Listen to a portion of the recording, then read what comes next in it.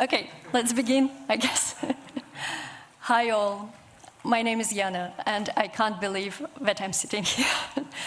Okay, I've been working as a 3D animator for kids' TV series and games since 2019. But today I'm gonna talk to you about my personal project called Funny Legs animation show that I developed all by myself in Blender. But first, I need to be honest with you. This is not the original title of my presentation. This is. Nobody puts baby in a corner. This phrase has been a flickering light for me in the dark sea of my self-doubt. As I said, I'm a 3D animator, and the 9-old man wouldn't approve of my drawing skills. Yet, I wanted to create a 2D animation show. So what do we do in a situation like this? We listen to our inner Patrick Swayze and we do the dance. And this is, by the way, Bob doing the dance in the intro sequence of my show. Some Charleston 1920 moves. Yeah.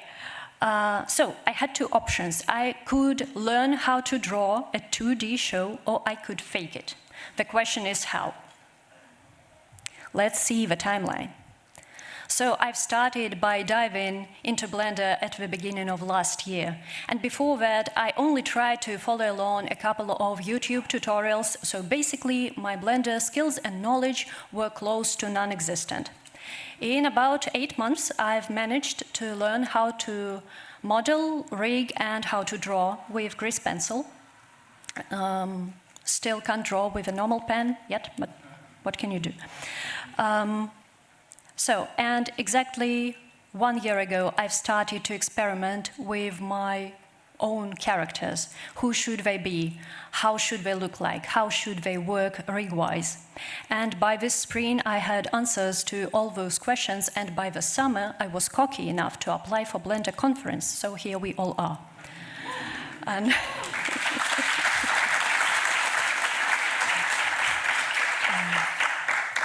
since April, I've created one dancing intro that I use each time and 5 Funny Legs episodes. Each episode is a short sketch, like up to 1 minute, from the life of a human character called Bob and his dachshund named Dog, a creative name, I know.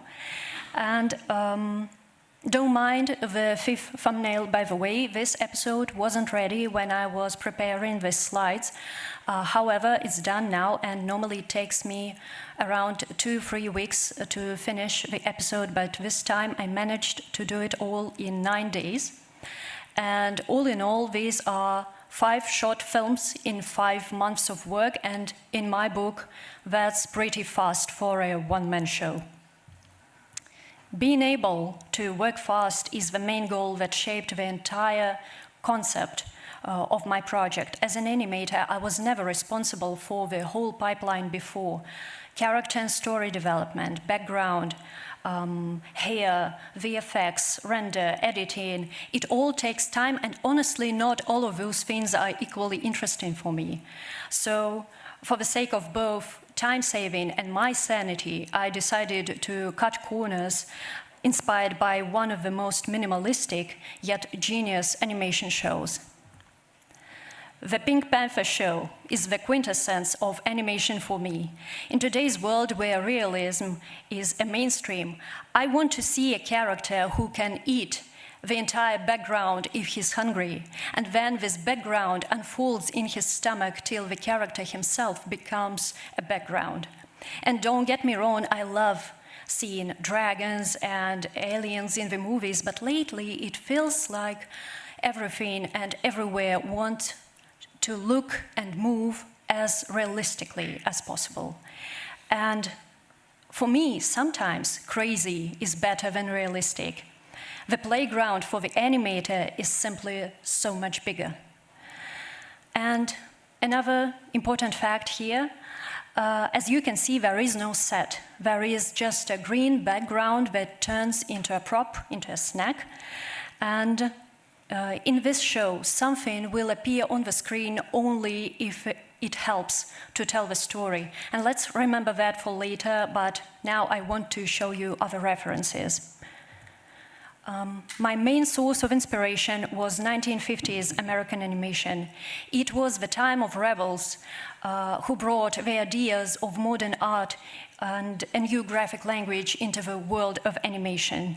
And I highly recommend all of you to read an amazing book by Amid Amidi called Cartoon Modern Style and Design in 50s Animation. It's an amazing book. I will just say a few words about this era. So after the 1930s and 1940s, when Disney style became a mainstream that many other studios were mimicking, and Disney leaned towards realism, the 1950s pushed realism with the force of a new, unconventional design. Characters, sets, and even movement became stylized, sometimes even abstract. At this time, animation also travels from big theater screens to much smaller ones of the TV sets, and smaller screens made animators and artists look for simpler shapes and clearer designs.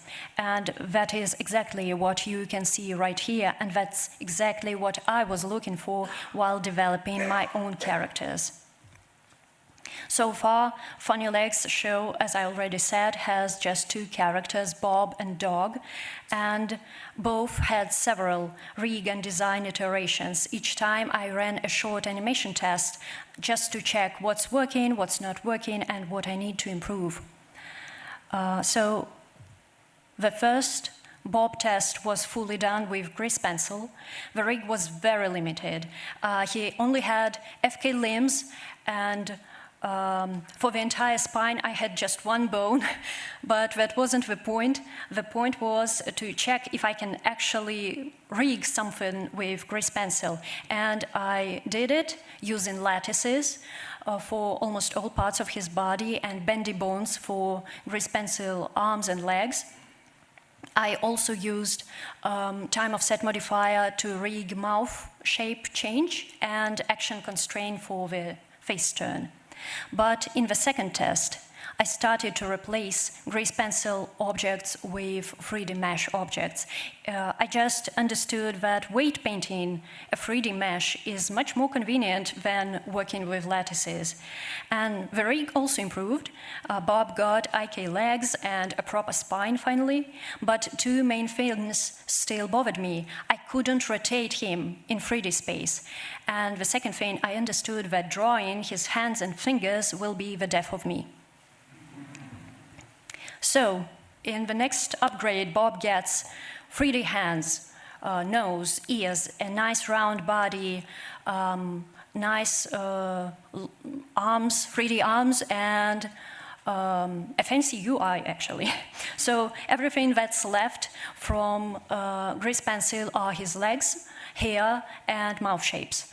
But at this point, I also see that it takes me too much time to draw all these mouth shapes. And another thing, I need more flexibility. Like when Bob does this gesture, I see this angle, and I don't like this angle very much. I want a nice smooth curve, so I need a tweaker bone in the middle of arm and forearm. And so we've got to the current version of Bob's rig. With all these tweaker bones, I can create the ultimate flexibility.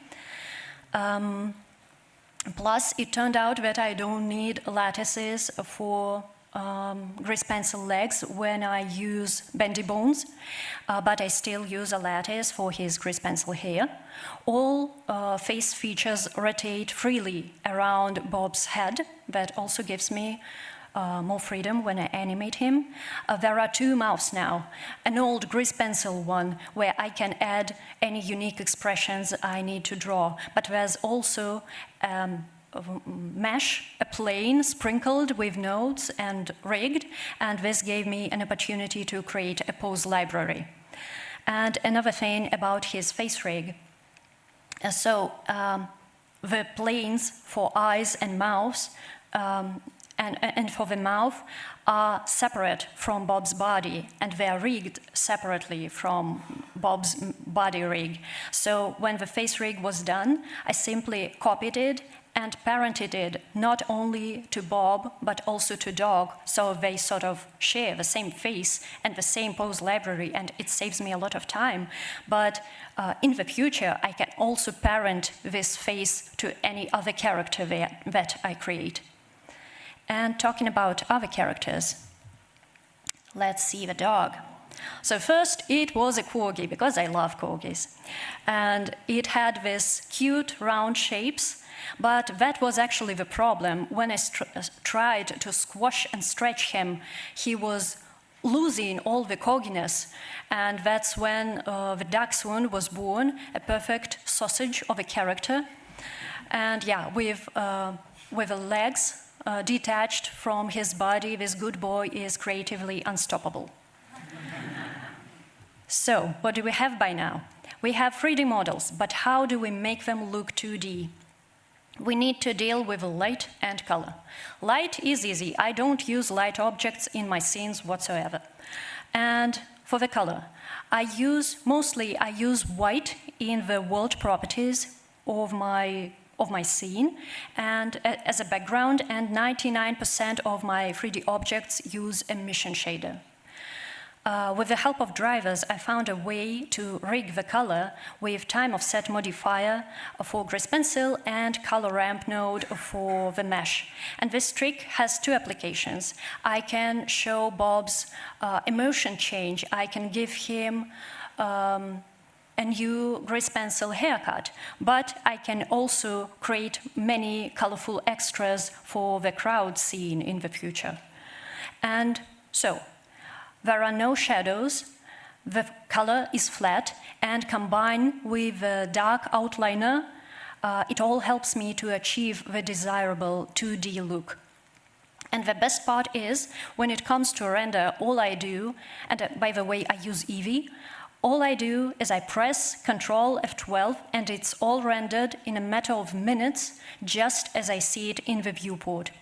I do the final editing in DaVinci Resolve, but I only add sound effects and music, but I don't lose time on compositing. Next stop, the set. And just like with the lights, there is no set. Remember what we were talking about when we saw the Pink Panther show. If I can't tell a story without a background, then I don't need a background. And now we need a sound, please. Yay! So in this episode, I wanted to challenge myself and see if I could create an illusion of set by animating a single rectangle. With the help of some sound effects, it turns from the morning sky into the sea, into the rain, into the night sky by just moving around, rotating and changing the color. The props. This is one of my favorite parts. They are fun to make and easy to rig, and depending on what's faster and easier, I either model it or draw it with Grease Pencil, or I mix both. Like in this case, the armchair is obviously a 3D model, but the lamp is a Grease Pencil object. So it also has this white patch to help me do the trick when a dog appears just from one side of the lamp. And so, as they say, if it's stupid but it's working, it's not stupid.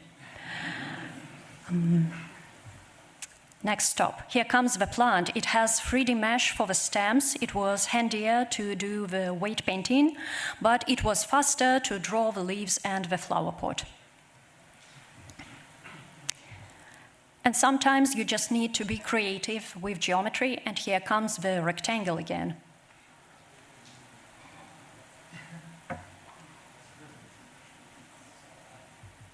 So, what do we have by now? Stylized, non-realistic characters in a very abstract environment. My characters don't look like 3D models anymore. They're spots of paint with funny limbs, and now you know how I came up with the name of the project. I can stretch and squash them like crazy. I can animate only some parts of their bodies while others stay perfectly still. I don't need to move the character, I need to move the audience.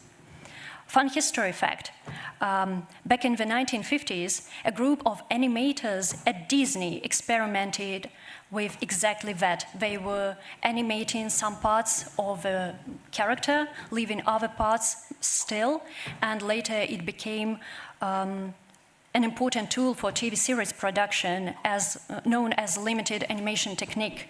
And we still use it in 2D, but it would look weird, normally it would look weird in 3D, but I believe not in this case, because this doesn't look like 3D anymore. I also want to stop on a technical aspect of animating in Blender. All I need and I use is as a breakdown, all I need and use as an animator is a breakdown, motion paths to polish my arcs, and a dynamic parent add-on to constrain anything to anything in just one click. While animating 24 frames per second, I get exactly this frame rate when I play my animation in the viewport, so I don't waste time making a playblast to watch my scene outside of Blender.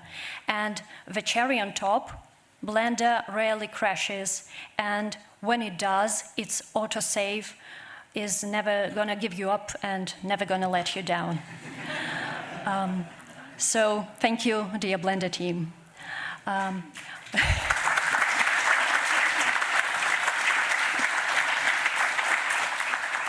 Okay, it's close, but I'm not done yet. By being extremely user-friendly and combining so many tools in one software, Blender allows me to tell stories without extra headache.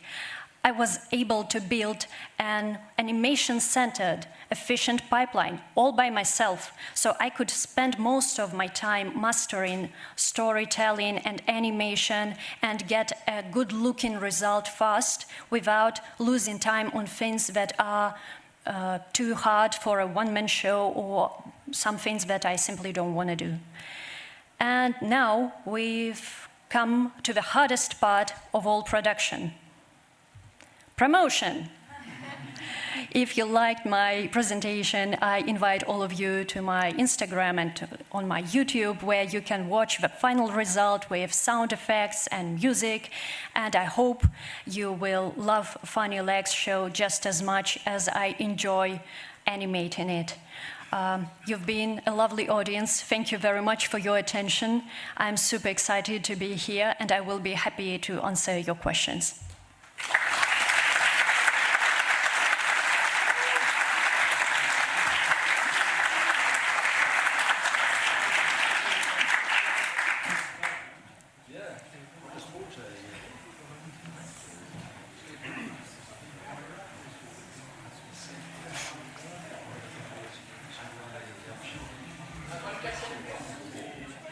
Oh, yeah.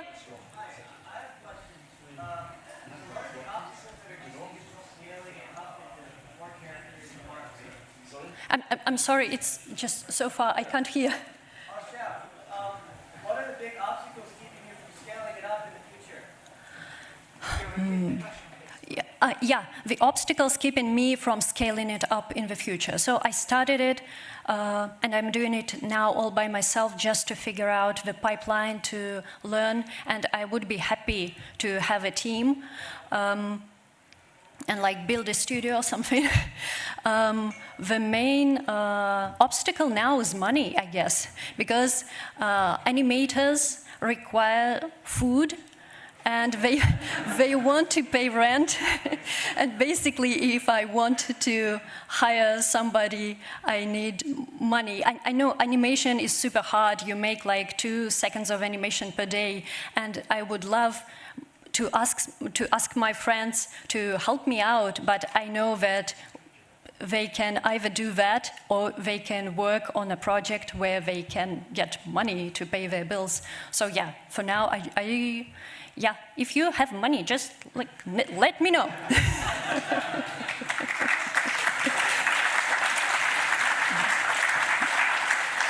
Yeah, please. So have you been working full-time on this since you started? Yeah, I've been working full-time on this. Seems really amazingly fast, the Yeah, thank you. Yeah, of course, I worked full time, and I just decided why not. I want to, like, do this leap of faith, or I don't know, to see if I can do it. Any other questions? Or you can just come later to me and we can talk. I don't know. Thank you.